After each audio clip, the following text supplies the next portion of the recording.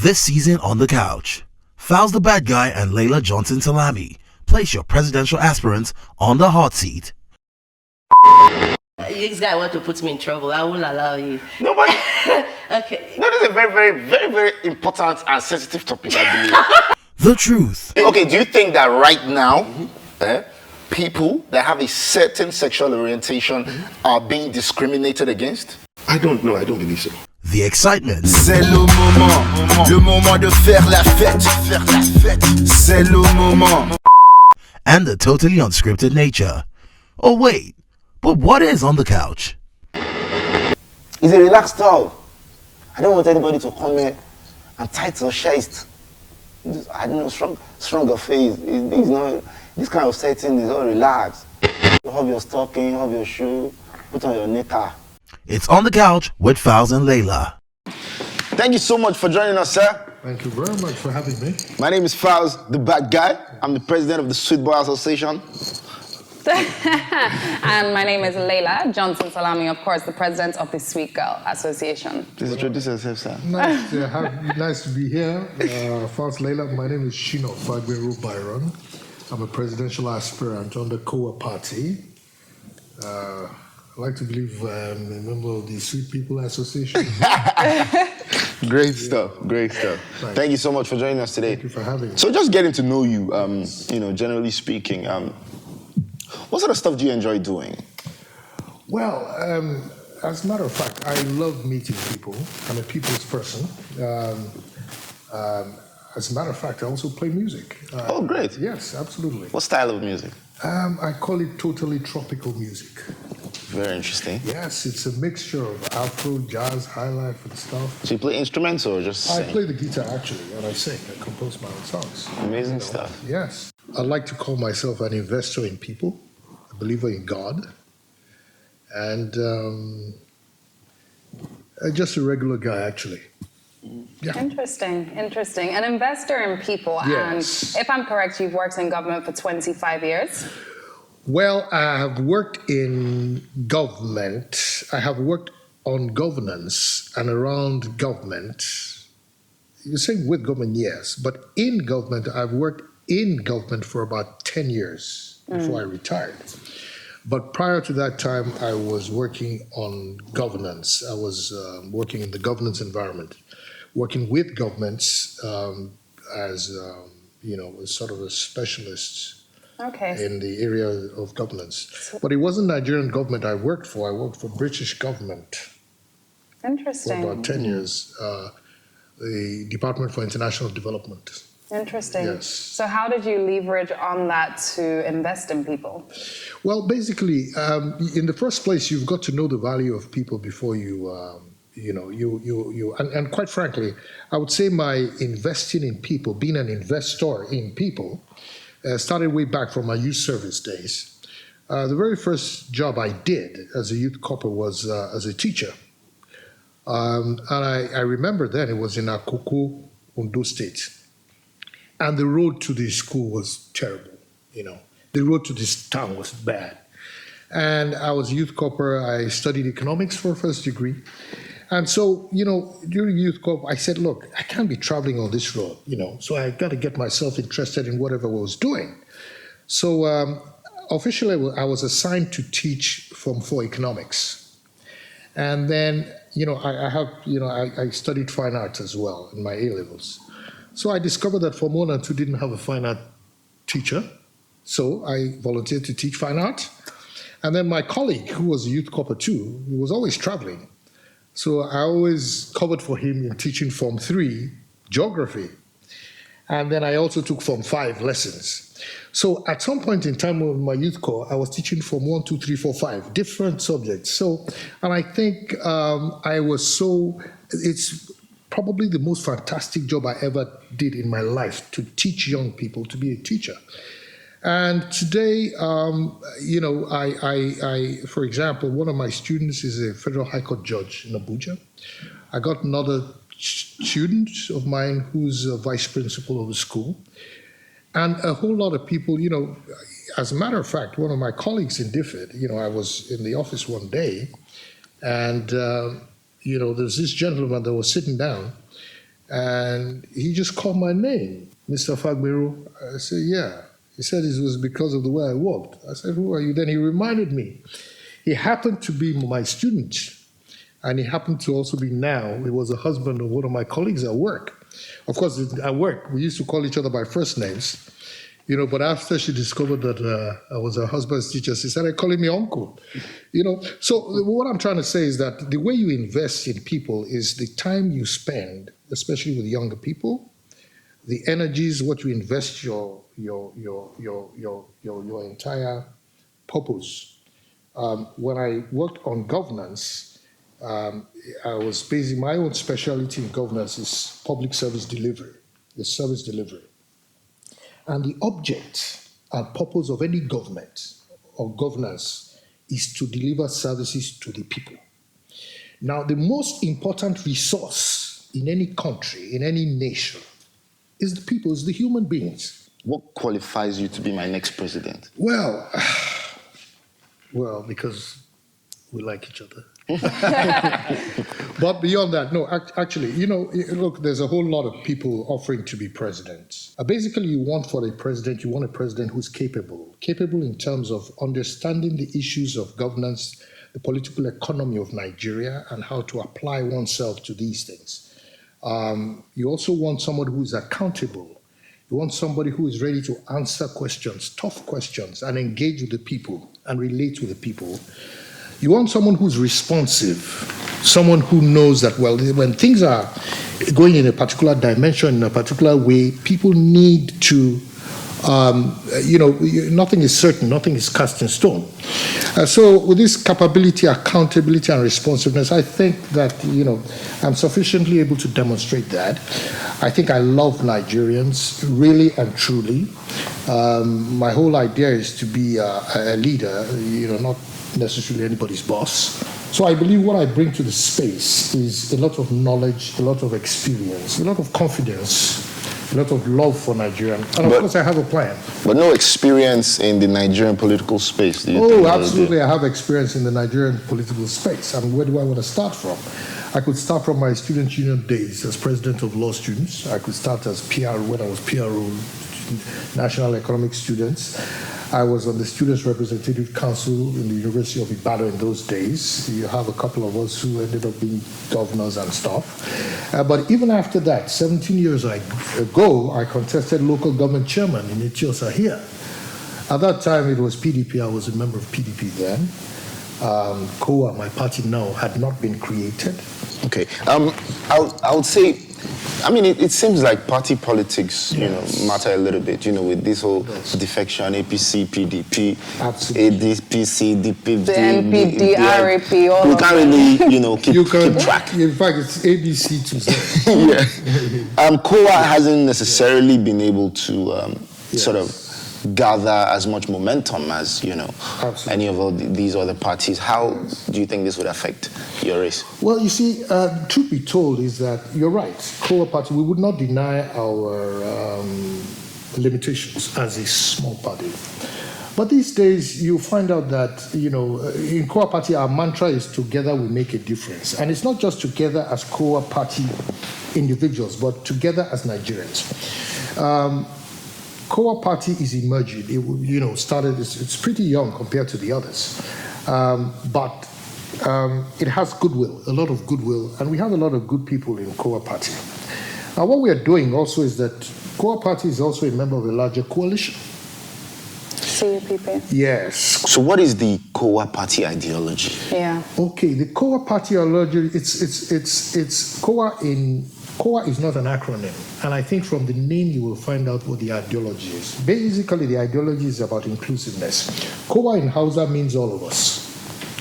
COA in Yoruba means bring to us. COA in Igbo means explain to us. So running through the principles and the philosophy of COA party is the idea that to develop a country, you have to be inclusive. You have to take the wisdom of the young, the wisdom of the old, the wisdom of women, and the wisdom of men. And it's together we can make a difference.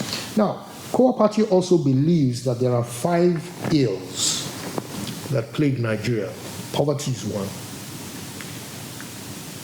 a federal government that is actually not federal in the real sense of it. Injustice is a serious issue. And I think there are other two which I cannot just remember quite immediately. But in addressing these ills of poverty, injustice, a poor federal structure, two other things I can't remember. It's about collectively going for it. And that's why in Kowa Party we say together we make a difference. The badge on your says end poverty. End poverty, absolutely. Yeah. If you got in power Yes. today, how do you plan, practically speaking, to end poverty? Well, that's if you look at my website, SFB 2019, I have 5 priorities, and those priorities are integrated, but they're related. We've got to deal with safety and security. We've got to deal But with poverty in particular, I think we're going to get to those others. Poverty in particular, how do you plan to tackle poverty? Okay, basically employment. Yorubas will say "Ishelu gunse," which means that the solution to poverty is work. And if you create a raft of programs that are labor intensive and provide employment opportunities, not necessarily that government itself will be doing the employment, but we do quite a bit of work, projects and programs, right, in which you don't factor in the employment quotient into those programs. And this is where we want to make a deviation. We have to generate, in the first place, we've got to get people back into schools, we've got to get people back into training, we've got to get people back into learning skills. But why I wanted to reel out my priorities was that you will see that there is an opportunity for employment in each of those 5 priorities. Safety and security. As a matter of fact, security itself can employ a raft of people, across the country. The second issue is health and education. There's so much done. You can employ people for things like immunization, literacy. You've got the environment, which is another 3rd priority I have. One of the things that has been on the shelf, on the development shelf in this country for over 25 years, is things like building of the green belt. The green belt means planting trees across the northern borders of Nigeria to be able to prevent desertification from the north. And that alone, you can imagine what it is to employ people to plant trees from Sokoto to Maiduguri. This is where I think there's something that we don't speak about enough, which is Nigeria's unemployment rates, or should we say our growth with regards to, I'm trying to contextualize it. So our population rate and our unemployment rate, right? So the economy is growing at 2%. 2018, right? It's growing at 2% and the population at 3.5%. So the problem that we are seeing is that our population is getting way too big for us to actually build up and give people jobs. Absolutely. What capacity is it going to take for that to happen? Because right now it doesn't sound that realistic. That's part of why we need, we wrote something into our constitution, which is self-defeating. And we tied down revenue allocation to population, which means that inside our constitution, there is an incentive to have children, but no incentive to take care of them. Now, another reason why you have overpopulation is because you got kids, you got girls, 13 years old, 14 years old, getting married, not going to school. That's why we have a zero tolerance for illiteracy and a zero tolerance for hunger. Zero tolerance for illiteracy expects to put all girls. It is going to be a matter of national security that all children under 18 should be in school. It is not negotiable under our watch. And when you do things like that, you get people literate, you get people occupied in things, then you reduce that. Then, of course, this issue, a lot of people shy away, especially in certain states in this country. They shy away from issues like national planning, right? Family planning. And my argument is this. If you can pay so much attention on national planning, you can pay so much attention on state planning, the smallest unit of the nation too needs to be planned. So it's a question of advocacy and a conversation with the people.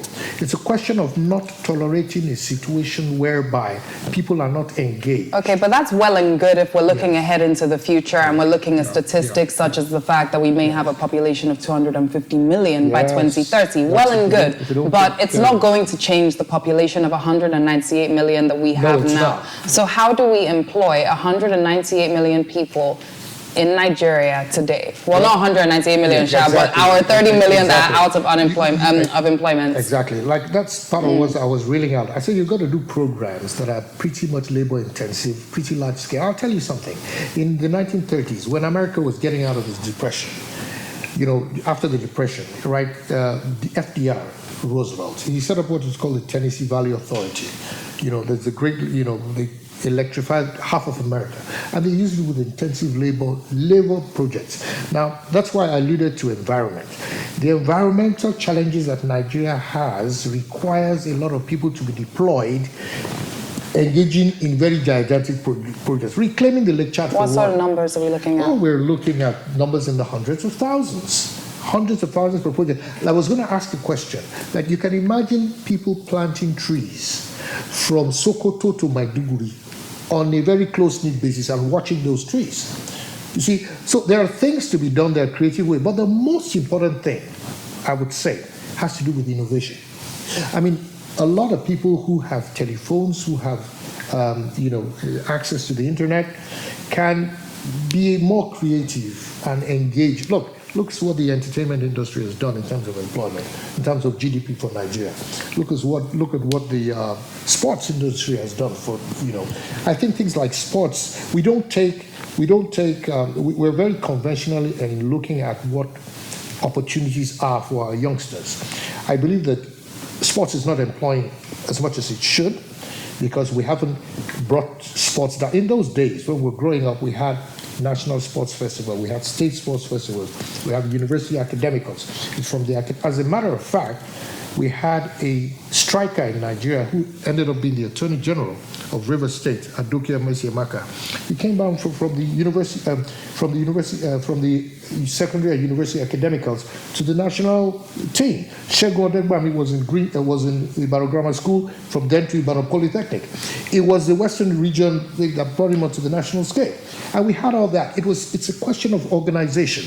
One thing that Nigeria has failed to do and continues to fail to do with the kind of leadership we have is that we don't manage diversity very well, and we don't manage mass. Speaking of the police, how do we tackle the issue of their actual performance, competence of the personnel in the police force?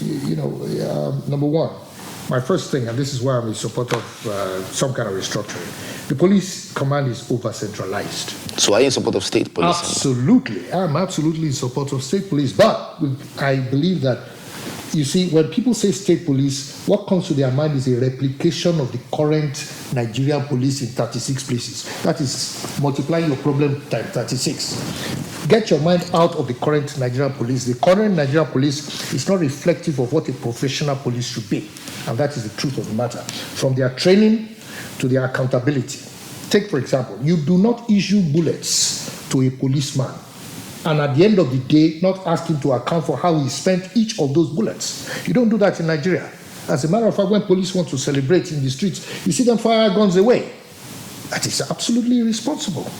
They are not accountable. If you go look at what happens to the police records in the police station, how do they budget for DPOs? How do they budget for police stations? Look at the training. There was an expose by Channels Television on how policemen are trained. There's a psychological aspect of how they're trained. There's a moral aspect of how they're trained. There's a criteria for recruitment. For example, I don't believe that anybody who is below the rank of sergeant should be serving outside his own local government. A police who is going to run the beat in a local government must be somebody everybody knows who his father's house is, so that you have some responsibility to the neighborhood and you will have a responsibility to the people. Then as you get senior, you can go. So on the state police issue, I believe that in a federal government, each state itself should have a constitution. Before 1966, before the military came in, each region had a constitution. That's a federal. If you go to the US is a federal government. They have the American Constitution, but the state of California has its own constitution. The state of Nevada has its constitution. The state of Texas has its constitution. New York has its constitution. Why can't we have that? And that is where, if you have states that have their constitution, inside that constitution, you can make provision for a state police and make sure that it is not the governor using the state police. You put those powers not exclusively in the hands of the governor. You even make sure that under a state constitution, the governor is even more accountable. And then another thing about the police is that there's no specialization in the police anymore. In police is like any other job. You should have specialists in homicide, you should have specialists in kidnapping, you should have specialists in burglary, you should have specialism in things like crime scene investigation. So state police is part of the solution. It will reduce the burden of the federal police, and it will reduce some of the impunities of central police. Apart from the 36 million naira saga, I read recently about 8 billion unremitted funds in the JAM office. So we hear about different stories like this, unremitted funds, funds mysteriously disappearing. How do you think, as per public offices, how do you think, these sort of stories can sort of stop? Be the exception rather than the rule. Well, I'll tell you one thing. In fairness to previous governments, starting from the Obasanjo regime, there has been reforms in public financial management. So you've had things like the automated systems of government financing. There's an information system, financial information management system by government that they've computerized that over time. And then they've worked on an information system for government personnel, because funds get missing through different channels, either by procurement or budget, or somebody bringing some cock and bull proposal to the government, or by people not counting exactly monies that are coming in. So how would you stop that under your government? What I'm saying in essence is that you have to keep certain things going and making sure that they are retained. The Treasury Single Account is a fantastic initiative, started off by Jonathan, continued by Buhari. You got the information systems, which I mentioned. You have to go and continue and strengthen those things. But you also have to make sure you appoint the right people and you keep an eye on the people you appoint. Or at least there must be some kind of supervision. So as for me, and then you build up on what it is. Now you've got to tie all those things together. If there is a leaking tap, you can't blame people for putting their bucket where it is leaking. Yours is to block the taps. So basically, you're talking about fighting corruption and fighting stealing. Corruption is manifest through most of it is done through the oil industry and the Nigerian, the NNPC. That is done. Unfortunately, most of our past presidents have done exactly the opposite of what should be done. Instead of them ensuring that a competent person manages the Ministry of Petroleum, right? And then you have a complete oversight on that person. It's either they themselves want to run it and they don't have time, or they don't have the capacity, or they have vested interests. Right? Obasanjo was Minister for Petroleum. During that period, we knew how much money was missing. Now, Buhari is Minister for Petroleum. We know how much money was missing. When Jonathan was there, Desiani was Minister for Petroleum, he had little control over her. And that was his major problem. So the issue is we have to be decisive. You have to make the institutions work.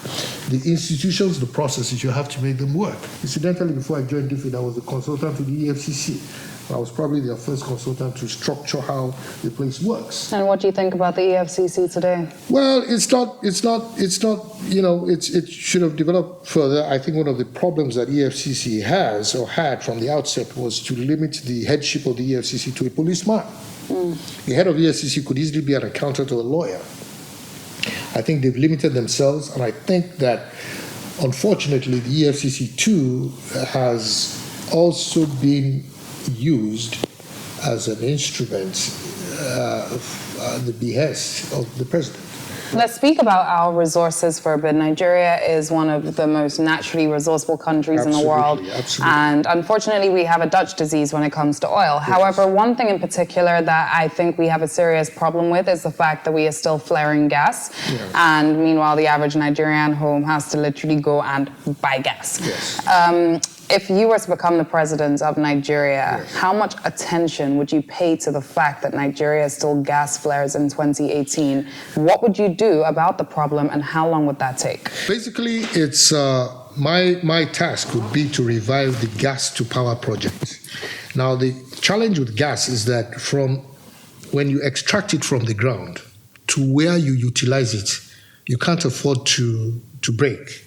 You know, gas is something that, you know, the storage is different from oil, you know. And what you should do really is to pipe the gas to different facilities where you either extract something from it or you change it to power. It's a question of reviving that project. The documents are there, the plan was in place, but I think politics got into the way. How long will that take? Well, I wouldn't be able to hazard a guess right now, but if you start off a gas to power project now with getting the pipelines, I mean, getting the line up, because you have to pipe them through certain spaces, then getting the right gas prices, getting the commercial events, it could easily take about 2 years. Okay. 2 years, 2.5 years so definitely to actually stop that. But you have to deal with the vested interests as well. There are people, for everything you see receding in Nigeria, there are people who are benefiting heavily from it. It's very good that you mentioned that. Yes. How would you handle those vested interests? You mean private individuals? Absolutely. There are Yes. there are private individuals who gain more. The cabals, in quote. We all know about them, the cabals. As a matter of fact, how would you handle them? It's beyond just cabals. You see, unfortunately, Nigeria is steeped in a mesh of organized crime. So handling them, it's best you don't approach it by going after individuals.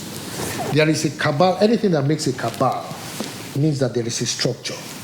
Maybe there are lines on which they connect to each other, which means that... Yeah, what I mean, Yes. for example, Yes. I mean, we all... Yes.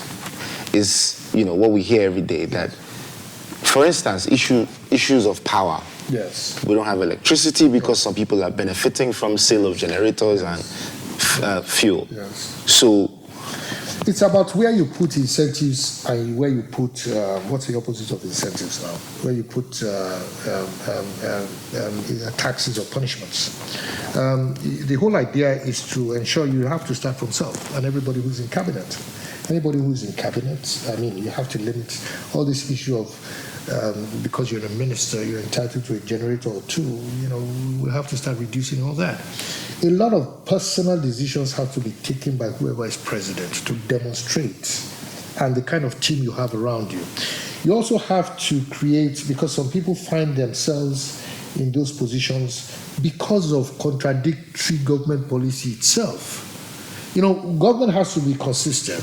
Some people find themselves in the business of importing generators, not because they are the ones who messed up the power system, but because those who should have maintained the power system did not do it, and then you leave a space for people to import generators. So you have to understand, you do a stakeholder analysis, and you do a mapping. You know, addressing cabals and addressing, because there are some that could be very malicious. Just like Ngozi Okonjo-Iweala would say, fighting corruption is a very dangerous game. You have to understand what the issues are, who are those who have the interest. There are some people who you just have to, at some point in time, put your foot down and not accept. There are others who are less malignant, more benign, that you have to negotiate with and give them alternative sources and alternative sources of livelihoods. Because if you are going to face them and you see, you don't go to a war fighting everybody on every angle and thinking you're going to, you know, it may not work that way. But understanding what makes it work. For the gas thing, the oil companies, they know what the incentives they benefit from, and they know what it is if they get gas and gas out. You just have to have an interlinkage of incentives. that will make people sway their business in a particular direction. You give people like tax holidays. Look, in Nigeria, some people are supposed to have tax holidays. You have to be liberal with some people and encourage them to move out of certain businesses into other businesses that are more sustainable, you know. So it's a question, and of course, some of those things I can't say right now, you know, if you know what I mean. What do you think about capital punishment? Oh, capital punishment. You know, I'm someone that capital punishment, you mean the death penalty. I'm someone that I never give up on anybody. So I'm not particularly, if I were a governor, I would hesitate to sign off on the death sentence. Because Nigeria has some of the highest death row statistics in the world. And it is, and look, and most of that is predicated on a justice system that is not fantastically credible in bringing the guilty to book and setting the innocent free. In Nigeria also you have the greatest number of proportion of people awaiting trial in jail who are longer in jail than it would have been if they were actually sentenced and they have served their sentence. So there's so much injustice in the land. Where you have so much injustice in the land, I don't think anybody has a moral justification to sign off on capital punishment. I've listened and you've been so knowledgeable about so many things. The one response you gave that was underwhelming to me was around the jobs. You mentioned that you invest in people. Yes. And you talked a lot about planting trees. Yes. We know that the Nigerian government creates about 0.1% of jobs and the private sector creates 99% of jobs. Yes. We know that. Yes. And you talked about programs for creating jobs. So I'm worried about the fact that a presidential candidate talks about programs for creating jobs without telling me in concrete terms how the private sector can create more jobs. Well, you see, when we talk about programs, we don't mean that those programs will be implemented solely by government. As a matter of fact, you can design a program and you have private sector having a major. As a matter of fact, there is no development program that is being designed today that does not have to have a because of funding, you know, and it's how you incentivize people. Take, for example, planting trees that I mentioned. We've got a tree planting program, but who says some agricultural farm or concern cannot be involved and engage with it? We provide incentives for them. We are not going to be the ones who are going to start asking our Ministry of Agri to employ people to do this. Maybe some of them, yes, but the whole idea is to you design a program and you make sure that the implementation, right, is in the hands of those who know how to do it. Okay, so presuming you don't win the 2019 elections, what are you going to continue to do for the Nigerian people? I'm going to play music. That's one thing. I'm going to play music, I'm going to sing. And I do development already. Well, I mean, look, I'm already a consultant. I do development consulting. I consult for the World Bank. I consult for my ex-employers, DFID. I will continue to advocate, but this my fight against poverty will not stop. Fighting poverty, discouraging poverty wherever it stands, throws its head up. And this my mantra of zero tolerance to illiteracy has to go on. You know, so that is in and out of whether I'm in government or not. It is something that has to be done. I also have incidentally, that's when you were asking about whether I'm a feminist or not. I have an NGO called the Victoria Modupe Oke Foundation, which deals with ensuring that girls and disadvantaged women have access to education and have access to skills, you know, skills and entrepreneurship. And that is one mantra, because I was, you know, I'm an only child, and my mom was very, very powerful in my growing up. So was my grandmom. You know, my mother was very political, and I thoroughly, you know, she's still alive. She's 88 years old, and the foundation is named after her, and it's something we set up 5-6 years ago, and we've trained quite a let me say close to 1,500 young girls. You know, we do 2-week training for them. So we do that consistently. We've done in Oyo State, we've done in basically it's Oyo State, and in Lagos, Makoko, the Makoko area of Lagos State, where we train, we just get them to have skills and some entrepreneurship and knowledge as well. So things like that will go on. I'm a development person. That's all what I've done for the past 30 years. That's what I'm going to do. So that's it. Thank you very much. Great stuff. Thank you very much. Thank you so much for joining us today. Thank you. But as you are leaving, you're gonna dance out of this place. Okay. I'm gonna play you some music. Okay. What's the latest dance now? What do you call it? We do shaku shaku. Shaku shaku. Everywhere we do the shaku shaku. So you're gonna show us your shaku shaku skills. Yeah, well, you got to show me a sample first. Yeah. Shaku shaku. Bad guys in the building. I told you I'm the life for the party. Why your guys want they try to let that be? Beating head don't gun, make me want to hack. So padi me them side, Jolo Maggie. Mommy see I no be legal spender. I got a shitload of that legal tender. I'm thinking how we met is not coincidental. I can make a life just a little better. Have you ever been to Lagos? Have you been with a guy from my city? Hakuna Matata. I like your matako, my titi. Le pédou est magique. Et fille je veux danser. Tu es magnifique. Next time on the couch with Falz Laila. Well, there's a lot of things that are not okay on the continent of Africa, just like you have in other places. What I'm saying to you is that I do not support populations that you cannot support with your resources. This is Nigeria. Look how I'm living now. Look how I'm living now. Everybody be criminal. This is Nigeria.